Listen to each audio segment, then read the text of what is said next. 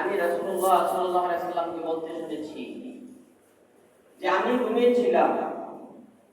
আল্লাহর নবী বললেন, আমি ঘুমিয়েছিলাম, স্বপ্নে দেখলাম আমার নিকট দুই ব্যক্তি আগমন করলো।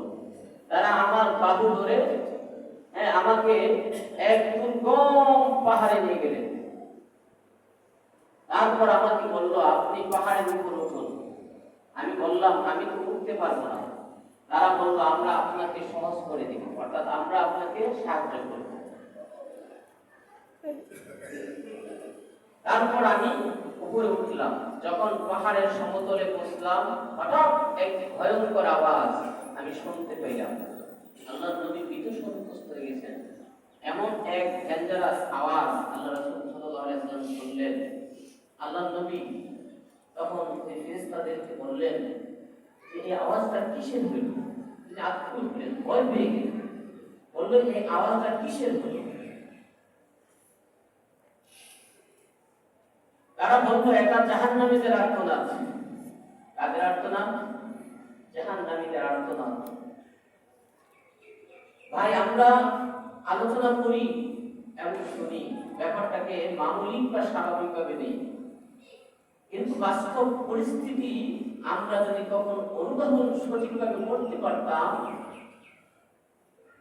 আল্লাহ রাসূল সাল্লাল্লাহু আলাইহি ওয়াসাল্লাম বললেন, অন্য এক হাদিসে আসছে যে আল্লাহ রাসূল সাল্লাল্লাহু আলাইহি ওয়াসাল্লাম বললেন, একজন পাপিষ্ঠ জাহান্নামীকে যখন জাহান্নামের মধ্যে ফেলে দেওয়া হবে, সে এমন ভাবে চিৎকার করবে, তার পার্শ্ববর্তী আরেকটা জাহান্নামী বলবে ফেরেশতাদেরকে, তখন তারা রিকোয়েস্ট করবে যে আমাদেরকে তার কাছ থেকে দূরে নিয়ে যাও, কারণ তার আত্মচিৎকারে আমরা সহ্য করতে পারছি না।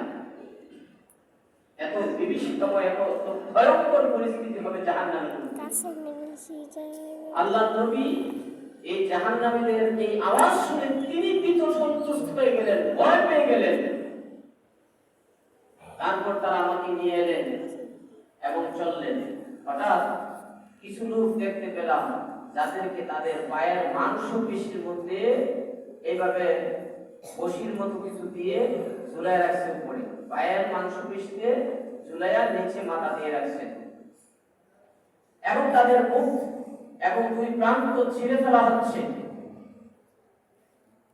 তাদের মুখ এবং দুই প্রান্ত, মুখের দুই পাশ ছিঁড়ে ফেলা হচ্ছে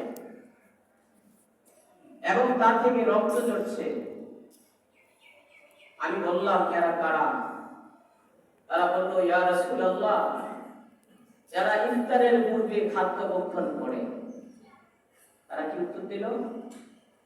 যারা ইফতারের পূর্বে খাদ্য খায়, তাহলে বেরোজাদার, তাই না? আর এই হাদিস থেকে আজকে আপনি একটু অনুধাবন করেন যে যারা দিনের বেলা পানাহার করবে তারা তো জাহান্নামে প্রবেশ করবে। তাদের শাস্তিটা কিরকম ভয়ঙ্কর হবে স্বয়ং আল্লাহ রাসূল সাল্লাল্লাহু আলাইহি ওয়াসাল্লাম একেবারে চিত্র সহকারে যেন আমাদেরকে দেখিয়ে দিয়েছেন যে আমি তাদের আত্মচিৎকার শুনে ভীত সন্ত্রস্ত হয়ে পড়েছি। আর তাদের পা দুটা লটকে মাথাটা নিচের দিকে করে দেওয়া হয়েছে, তাদের মুখ এবং দুই পা ছিঁড়ে ফেলা হচ্ছে, তাদের রক্ত ঝরছে, টপ করে তাদের রক্ত ঝরছে। কয়েকটা হাদিসের মধ্যে এই হাদিসটা আসছে সহিহ ইবনে হিব্বান হাদিস নাম্বার ৭৪৪৪, সুনান ইবনে কুবরা হাদিস নাম্বার ৩২৮৬। রমজান মাসে একদিন রোজা না রেখে মানুষ শুধু গুনাহগারই হয় না, ওই রোজার পরিবর্তে আজীবন রোজা রাখলেও রোজার যে ক্ষতি হইল, ইচ্ছাকৃতভাবে একটি রোজা যদি আমরা ভেঙে ফেলি, ইচ্ছাকৃতভাবে, কথাটা স্মরণ রাখবেন,